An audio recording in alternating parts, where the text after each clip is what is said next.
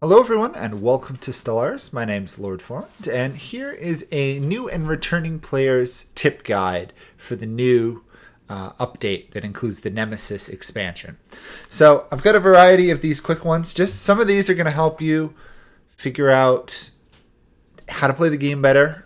This is not going to be a step-to-step guide on how to create a great empire, opening moves. These are just general tips, and some of them are concepts that most people don't understand about the game. If people like this guide, I'll do other ones that will include more details.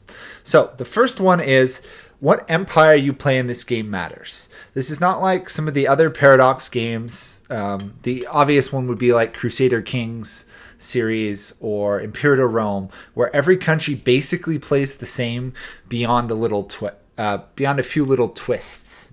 Stellaris is a very different conceptual game. So if you're coming from one of those Paradox games, be aware it's very different.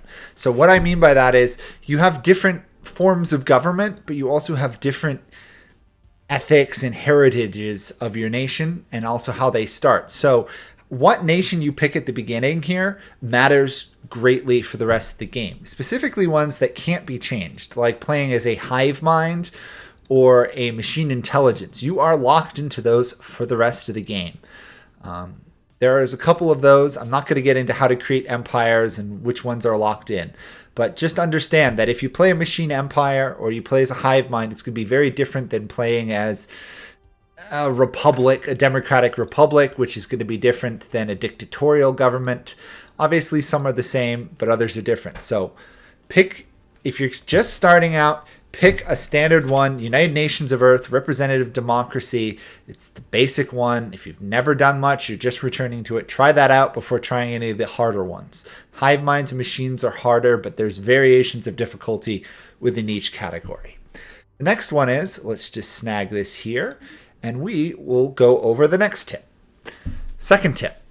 Starting settings. So Stellaris has plenty of different options for how to set up your game. In this sense, it's similar to like the Civilization series.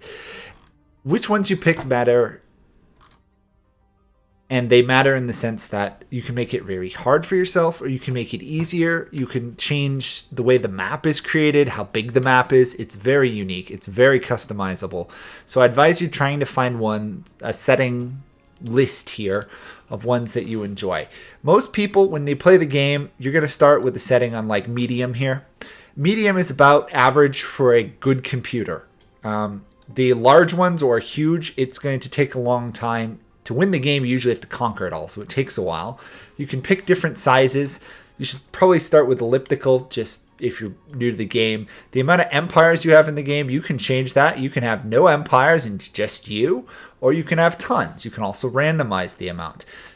My advice is go with whatever the game gives you as a default setting for the size, and then think about what you want. This advanced AI starts. If this is high, the AIs around you are going to be stronger than you at the beginning of the game. If you turn this off, everybody will start at an equal footing, you with the AI. It'll be purely a matter of how well you play the game. Fallen empires, they don't really enter into the early game, but the more you have, the less space available in the galaxy, the harder the late game can be. Same thing with Marauder empires. The rest of these just tweak how fast the game moves. This one's important here. The crisis for endgame, you can make this super strong to the point you're almost inevitably going to die, or you can make it easier, or you can turn it off completely. So that is a very important one.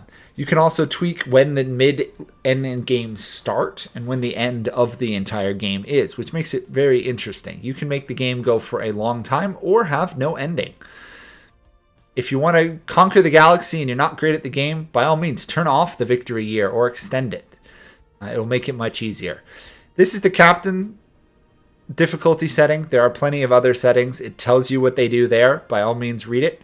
Scaling difficulty is interesting because when you turn it on, the AI will slowly get stronger. If you do that, I don't necessarily recommend you go with the highest difficulty setting and go from there. You're much better off starting at an easier one.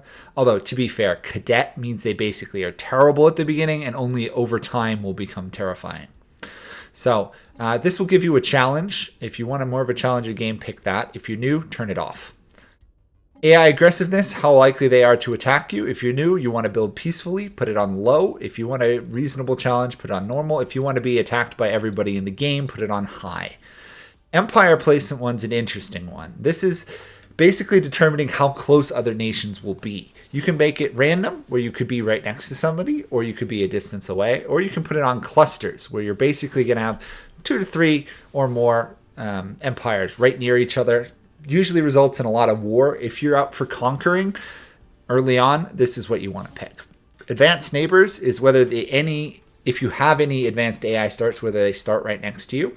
If you have any, I advise you turn it off. That way you don't get conquered by a nation that's like twice your strength. This is the one that really changes how the game is played. You've got hyperlane density. So hyperlanes are how you navigate between planets. Basically, they're like routes or bridges if you've come from like EU4 or something. In my opinion, if you want more choke points so that you can build forts and hold off larger invading armies, you want to turn the hyperlane density down to 0.75. 1, you can have some choke points, but you won't have a lot. And at high levels, basically everything is going to always be connected and there's no choke points. In my opinion, I find 75 to be good. Abandoned gateways. Gateways allow you to jump quickly across the galaxy.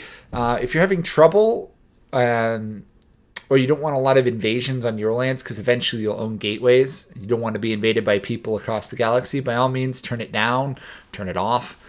1 seems to be the right amount. Same thing with wormholes.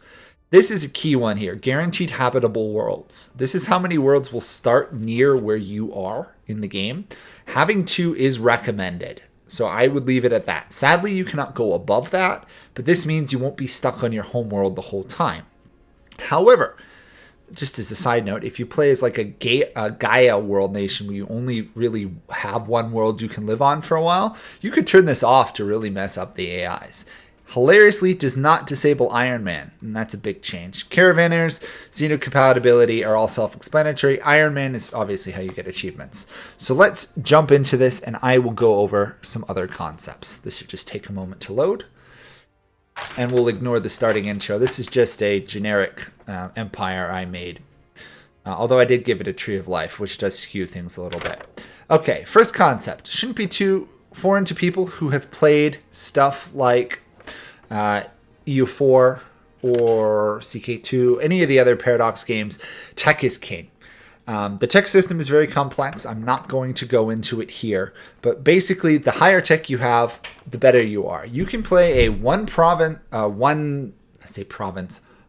system empire, and if you get a huge tech lead, you can easily take on a much larger empire.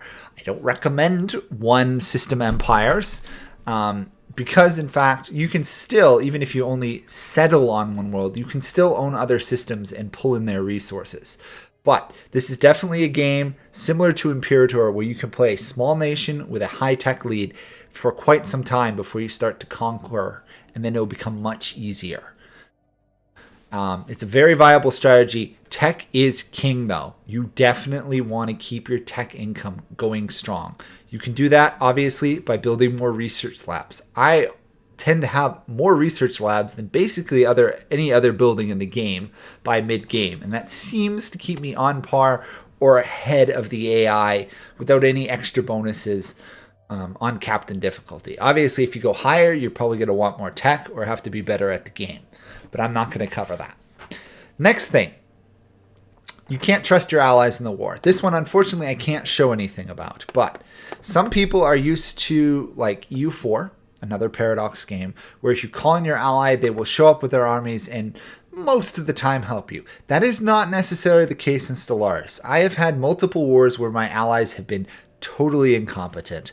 They have been fixing the AI, and I haven't fully explored how it is on a mass empire galaxy-wide war. Late game yet. I've only done one late game since this came out. The AI tends to get confused when moving its navies over vast distances, and obviously, unlike a human player, it can't really evaluate what the other AI is going to do. So think of your ally as disposable troops, kind of.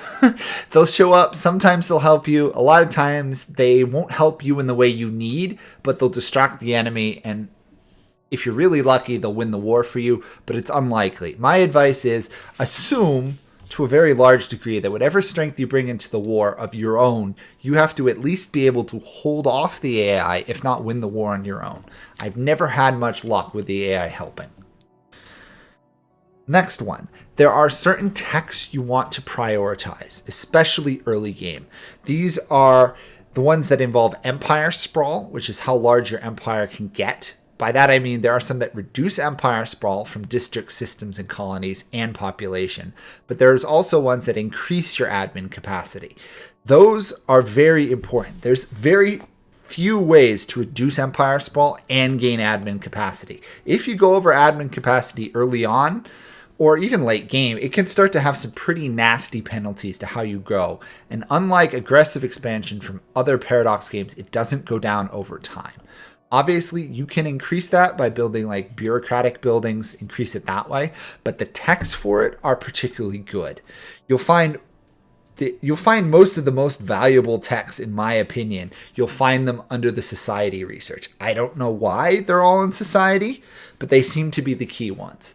If I had to pick between the three categories, which is the one you need more of, especially early game, it would be society.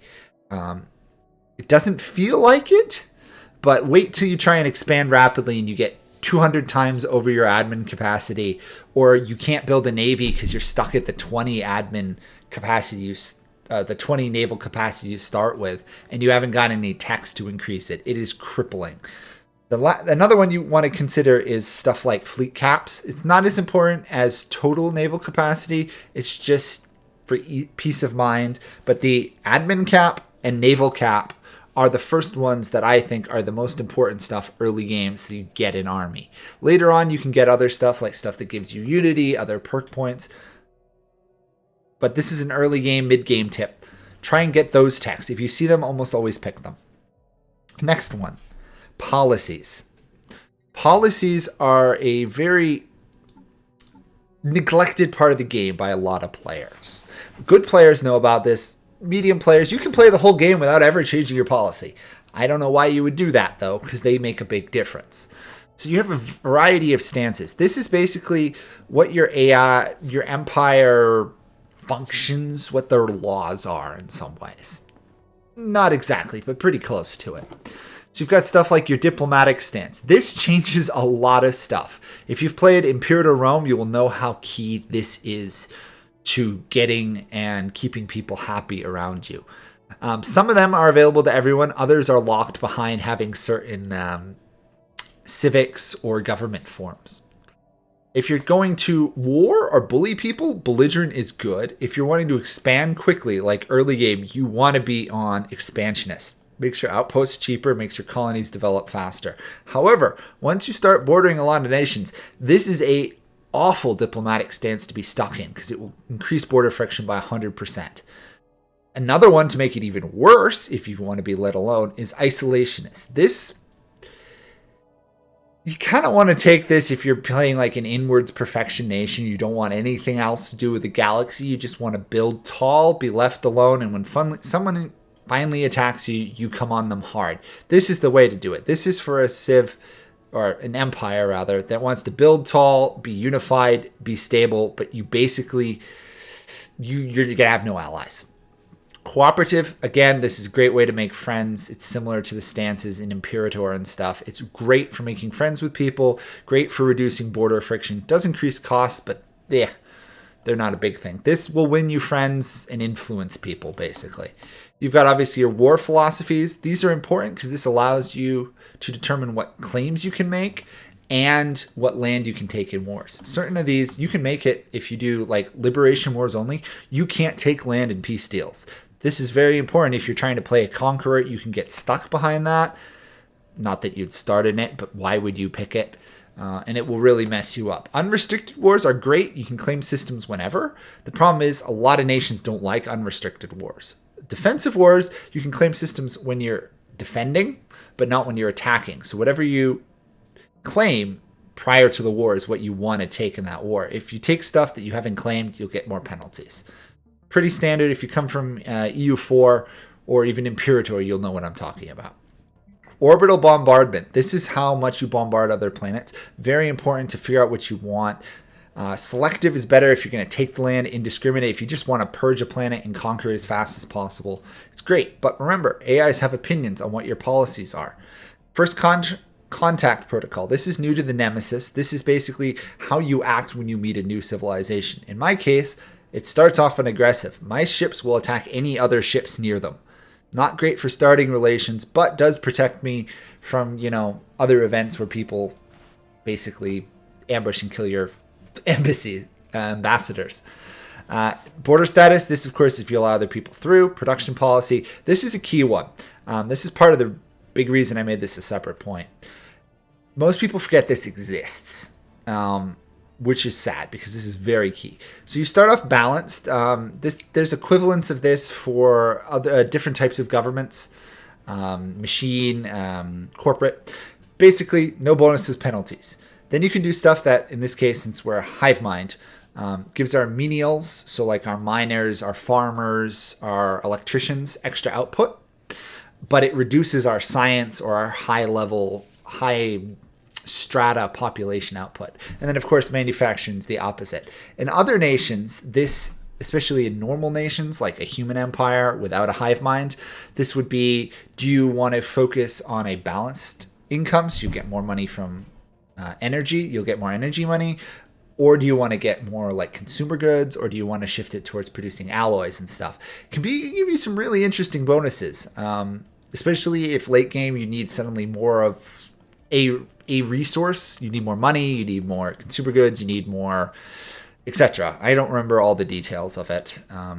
It's very useful to switch. And purging, basically what do you do with populations on provinces you conquer? In my case, I can't have other populations living in my empire, so either displace them or I purge them and kill them off. Other empires can eat them.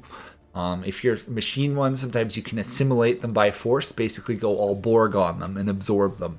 So policies are key. Remember to change them. Remember to check back up on them. You'll get more options as the game goes on. But again, your starting nation determines a lot of this. That's why I said starting nations are important. Another thing, star bases. Star bases are really key to the game, and they are something that a lot of people don't understand. So a starbase has, at its default, every system has a starbase. Let's be clear on that. However, you can upgrade the starbase to a starport and then keep upgrading it from there. It can go all the way up to citadels. Every time you upgrade, you unlock these locked components. The first upgrade gets you 2 of these. The second upgrade gets you all 4 modules and 2 of these buildings. The third upgrade does not give you any more modules, but it does give you the last building. Starbases are used for a vast variety of purposes. If you're a non-hive mind or gestalt consciousness like a machine empire, you'll use them to collect trade, which will then be sent to your capital. So it's a great source of wealth. If you don't place them properly, you won't make that money from trade and your empire will be starving for resources. But starbases are the way you construct ships, maintain them, and defend with them. So every starbase has modules, and you can shift between them, and they're pretty self-explanatory. Shipyards, what you build with. Anchorage allows you to have more naval capacity. Early on, it may be worth building a starbase with several anchorages in it and nothing else, just to get you beyond that 20 naval capacity. Then you've got the batteries, guns, missiles. Later you unlock almost like drone ships. Very powerful, very important. These will strengthen your starbase. A fully upgraded starbase, specifically if you also build defenses, can hold off entire invading fleets. Having a fully upgraded citadel with a fleet with it is a basically untakeable system. It would take 2 to 3 equivalent fleets to take it. It is absolutely amazing. But you need to build them, and you want to build them in strategic locations. If you saw the section I already did on decreasing the amount of hyperlanes, they're even more important. You can stick one here, for example, build it up, and it will block anybody once you get FTL inhibitors, which is a tech, and it's very important. You should definitely get it. It will block anybody passing through that system till they've conquered or killed your starbase, which means then these systems here don't need defenses. It's unless you're defending in depth, like you know someone's going to be invading you and you know they're going to be taking your defenses, don't build them right next to each other. There's really no reason to do so. You want to place them in strategic, either trade collecting locations, in which case you want to build nothing but trade buildings, or in choke points where you build defensive buildings.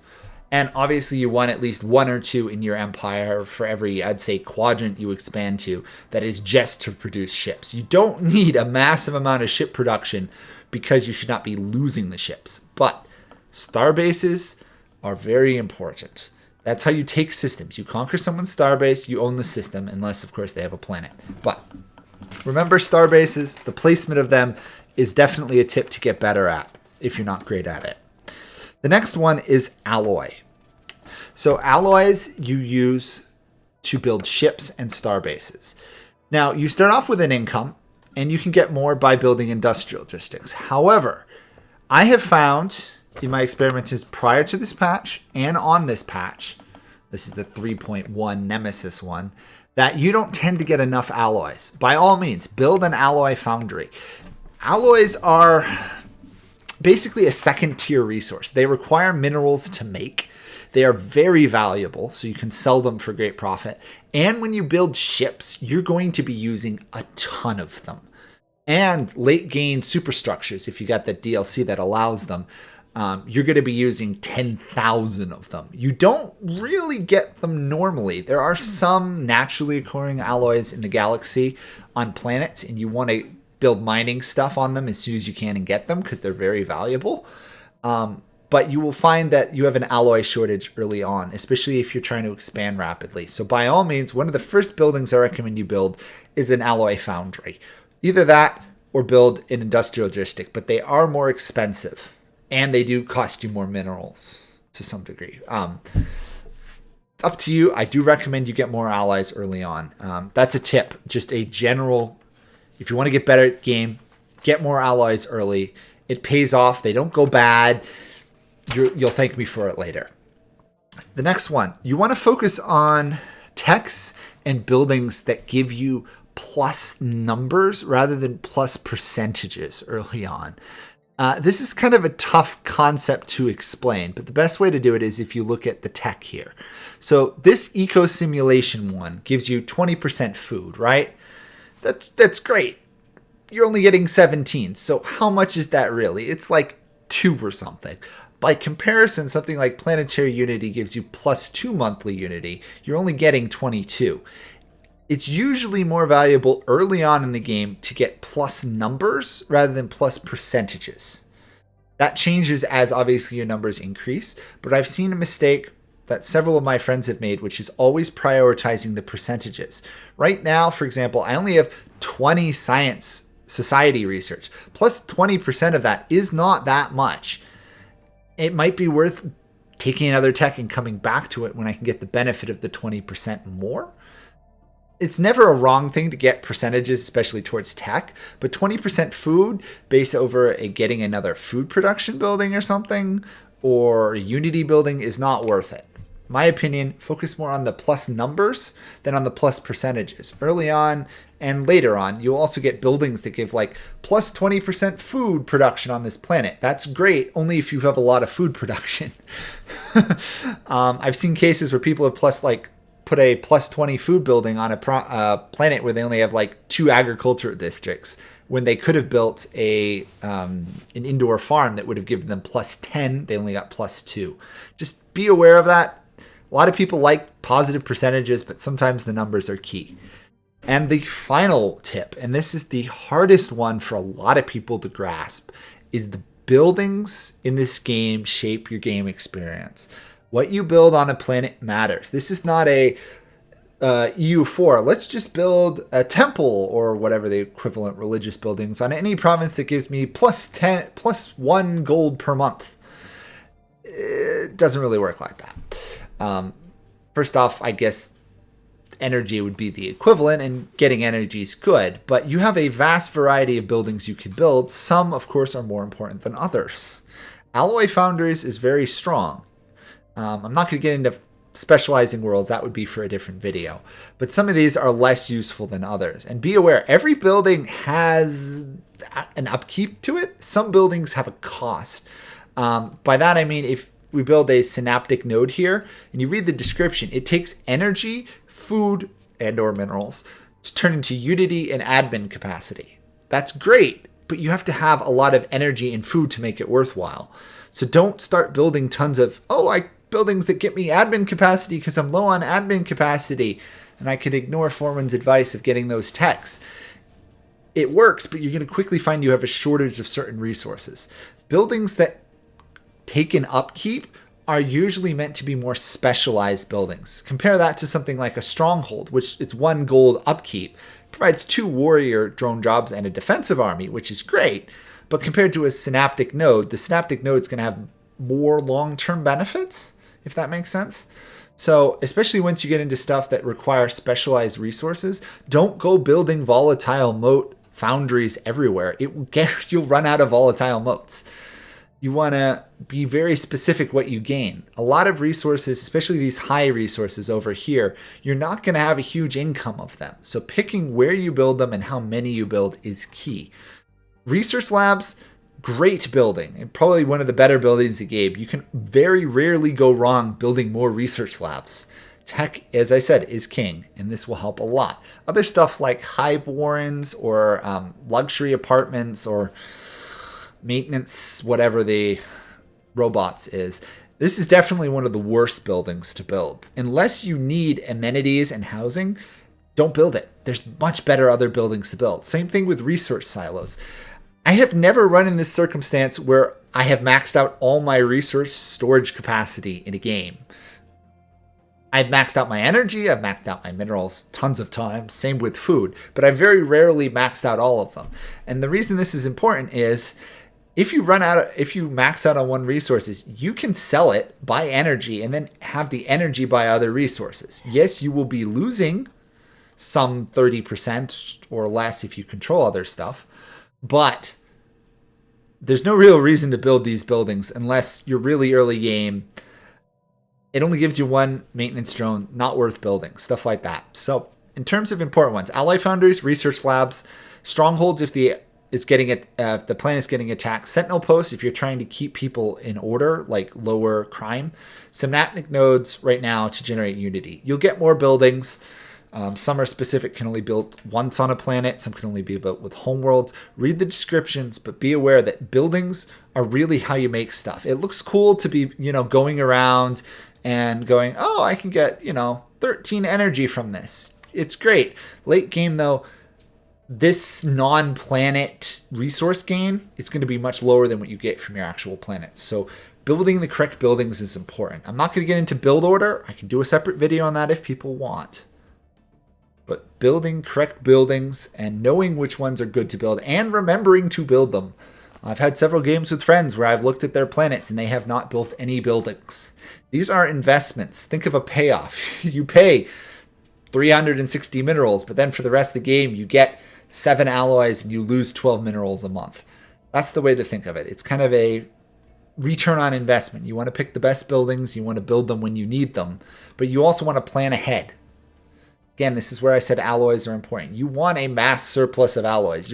Very rarely will you ever max out on alloys. You'll max out on food and minerals and even sometimes consumer goods and energy very quickly, but rarely will you max out on alloys. Sorry, I keep forgetting the S. So anyway, that's some basic tips for Stellaris, especially if you're new to the game or you're just returning. If you did like this guide, please do like, comment, and subscribe. I do have a nice Discord. I answer most every question asked. And I will be willing to do more guides on this game if people request them. If you've got something you'd like to see a guide on, let me know. I'll either try and answer it or I'll do a guide on it if it's great. Thank you guys all for watching, though. It's a great game. Stellaris is definitely one of my favorite games of all time. And I will see you guys on another video, hopefully. Bye for now.